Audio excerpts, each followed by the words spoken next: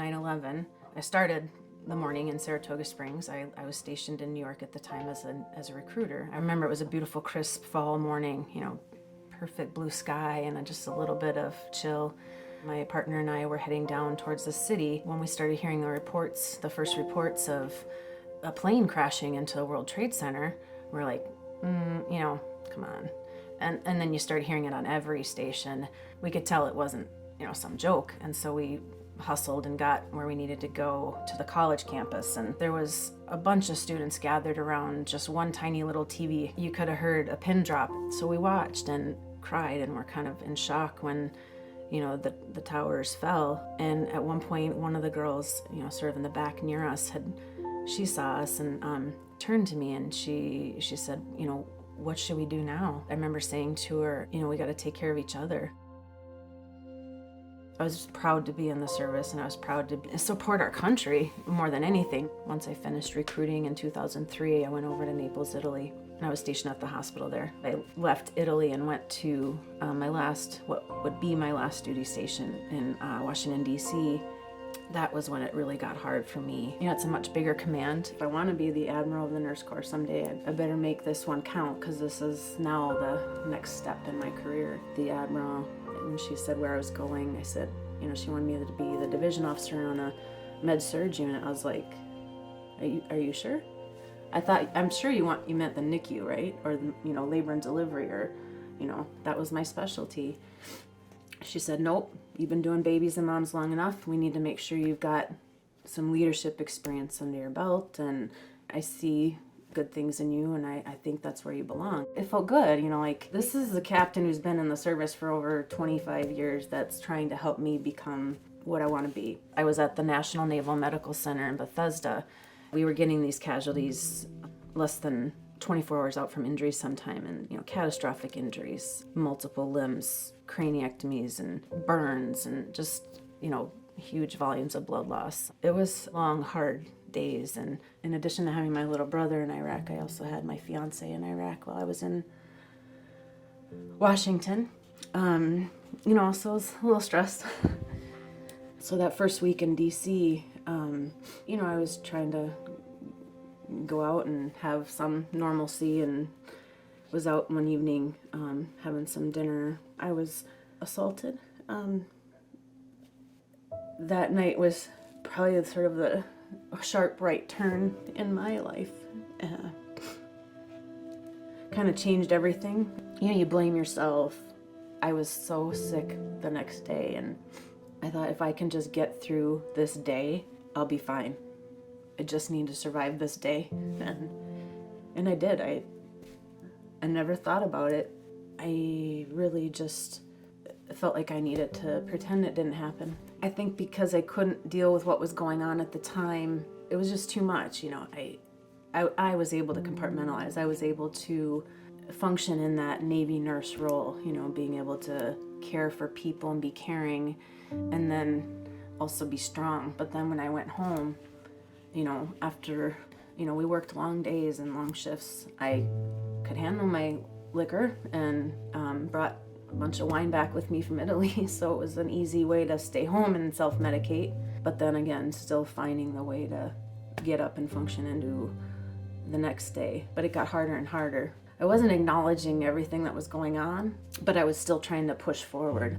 I left DC in 2006, and I went back home to Minneapolis, and my family's there. I kind of kept to myself quite a bit. I didn't work right away as a nurse. I took some time off. But when I did go back into nursing, I worked. I went out with my family, hung out with my family, but I wasn't real active. But I was a good nurse. I was doing what I needed to do. Realizing I was not thriving, I was surviving. I had been surviving for 5 years. I wasn't living my life. My healthcare provider, I would go to for my annual checkup, or I would mention, I've been feeling pretty down, or my headaches are getting bad again, I'm feeling a little depressed, and she would, give me a prescription and say, yeah, maybe you should go to see a therapist. The last time I saw her was, my appointment was actually on the day Robin Williams died, but I remember hearing the news and thinking, if I don't do something, that's gonna be me. And it had an urgency to it. That's the first time I really reached out. And this nicest woman, telling me, sweetheart, you need to get yourself in here and get some care, because you got it coming to you. And all of a sudden when she said that, it like hit me then. I said, oh, yeah, I will. That's a good idea. At that time you could walk in and they would do an immediate initial intake with an RN or higher if whomever was available. And I met with a nurse, and it was like the floodgate just opened. The VA, without a doubt, saved my life. I know I was the one that went there, and so I need to give myself credit for that, but the VA was able to give me what I needed in that moment.